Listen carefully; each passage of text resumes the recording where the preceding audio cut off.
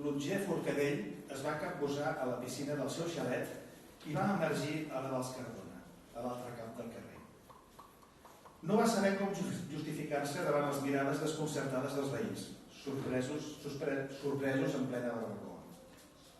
Per no recórrer a l'explicació sobrenatural, va argumentar que no s'hi havia pogut resistir a aquella aigua tan cristal·lina.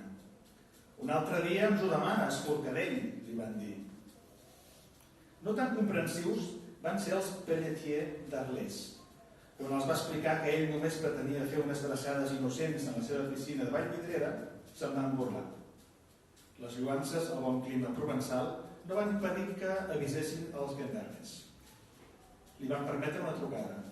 Porta'm roba, va demanar a la dona. Menys sort va tenir a la mansió dels McAllister d'Illinois. Aficionat a la caça, John McAllister Jr. va abatre l'intrús d'un precís tret d'escopeta. El Chicago Tribune va declarar que l'havia confós amb un dels ànecs salvatges que solien envair-li la propietat. L'incident va promoure un debat encès sobre els drets dels animals i l'ús d'armes de foc.